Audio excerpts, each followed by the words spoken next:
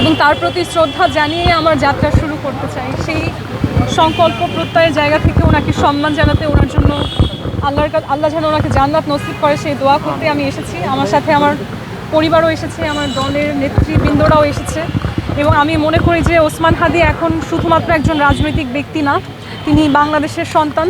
এবং তার যেই স্বপ্ন আধিপত্যবাদ মুক্ত বাংলাদেশ, তার যেই স্বপ্ন বিদেশিদের আগ্রাসন মুক্ত বাংলাদেশ এবং নিরাপদ বাংলাদেশ, যেই সুন্দর একটা ন্যায় ভিত্তিক রাজনৈতিক মডেল তিনি তৈরি করতে চেয়েছেন, এটা কিন্তু আসলে ওনার সৃষ্টি করা কোনো ধারণা কিংবা ইনোভেশন তেমন না। এটা বাংলাদেশের প্রত্যেকটা মানুষের স্বপ্ন।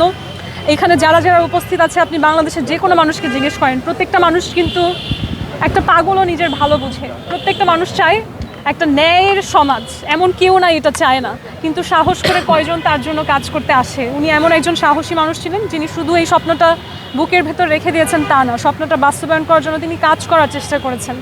এখন ভাগ্যক্রমে বলবো না, দুর্ভাগ্যক্রমে জানি না, তার যাত্রাটা সীমিত হয়ে গেছে। কিন্তু একদিকে তার যে স্বপ্নটা ছিল, বিপ্লবী চেতনাটা ছিল, সেটা সারা বাংলাদেশে ছড়িয়ে গেছে। তাহলে সেই জায়গা থেকে এটা আমাদের সৌভাগ্য যে হাদী তার স্বল্প জীবনের মধ্যেও এতগুলো মানুষকে ছুঁতে পেরেছে। তো সেই মানুষের প্রতি সম্মান জানাতে চাই। কারণ আমি যখন ঢাকা 8-এ নির্বাচনী প্রচারণা শুরু করব, আমার মনে হয় আমার সবসময় মনে পড়বে যে এই পথে একসময় হাদীও হেঁটেছিল, যেই স্বপ্ন নিয়ে আমি সামনে আগাচ্ছি একসময় তারও সেই স্বপ্ন ছিল। তো আমার একজন সহযোদ্ধা হিসেবে আমি তার প্রতি সম্মান জানাতেই আজকে এখানে এসেছি। আচ্ছা আপু, আপনি যে এই শব্দটাতে একদম বিশ্বাস করি না, কারণ আমার কাছে মনে হয় যে আপনি যদি আসলে কে কতটা জনপ্রিয়, কাকে কতজন মানুষ চেনে, এইভাবে করে কম্পেয়ার করেন, তাহলে এটা কিন্তু স্ট্যাটিস্টিক্যালি প্রুভেন যে মেঘনা আলমকে নিয়ে আজ পর্যন্ত ইন্টারনেটে যত লেখালেখি হয়েছে আপনারা সার্চ করে মিলিয়ে দেখতে পারেন যে এতখানি লেখালেখি অনেক প্রবীণ রাজনীতিবিদ বাংলাদেশে যারা আছে তাদেরকে নিয়েও কখনো হয়নি। এবং আন্তর্জাতিকভাবে, শুধু দেশের মধ্যে না, আন্তর্জাতিক যেই ধরনের নিউজ পেপার বা বিভিন্ন দেশ আমাকে আমার ন্যায় চেয়ে লেখালেখি করেছে, এমনকি হচ্ছে যেই দল আপনি বলছেন যে বড় যে দলগুলো, সেই দলের কিন্তু অনেক সিনিয়র নেতারাও তখন আমাকে নিয়ে আমার ন্যায় চেয়ে তারা লেখালেখি করেছে। তো সেই ক্ষেত্রে তো আসলে আমি কোনোভাবেই কারো থেকে পিছিয়ে নেই। কিন্তু আপনি আমার এই আসনে আমি যতটুকু জানি 8 জন বৈধতা পেয়েছে, 8 জন। আমি যদি কাউকে বলি এই 2 জন, এই 3 জন হেভি ওয়েট, তখন কিন্তু মানুষের পাবলিক পারসেপশনে তাদের প্রতি এক ধরনের তাদের দিকে একটা ঝোঁক চলে যায়।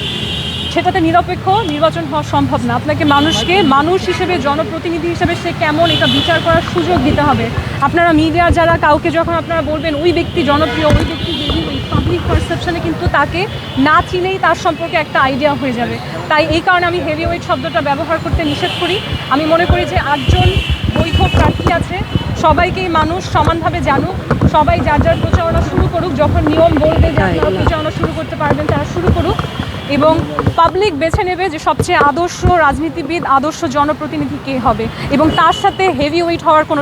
আপনারা জানেন যে আমার উপর অনেক আগে থেকে অনেক শক্তিশালী ক্ষমতাধর মানুষের অনেক হুমকি ছিল, সেগুলাই যখন আমি কখনো পরোয়া করিনি। এখন আমার মনে হয় যে আমার সংকল্পটা ব্যক্তি পর্যায় থেকে অনেকখানি সামনে এগিয়ে এখন জাতীয় ভাবনায় পরিণত হয়েছে। এই মুহূর্তে আসলে আমি কোনো হুমকির একেবারেই পরোয়া করি না।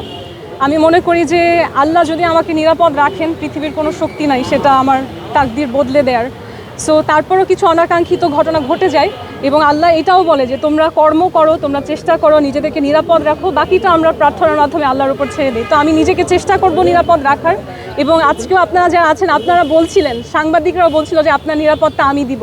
তো আমি বিশ্বাস করি আমার সাথে যারা আছেন আপনাদেরকে আমি ভরসা করি।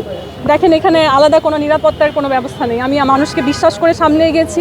বাংলাদেশের মানুষ যদি এটা বুঝতে পারে এবং বিশ্বাস করে যে আমি তাদের প্রতিনিধি, আমি দেশের ভালোর জন্য কাজ করছি, আমার মনে হয় আমার জনতাই আমাকে নিরাপত্তা দিবে।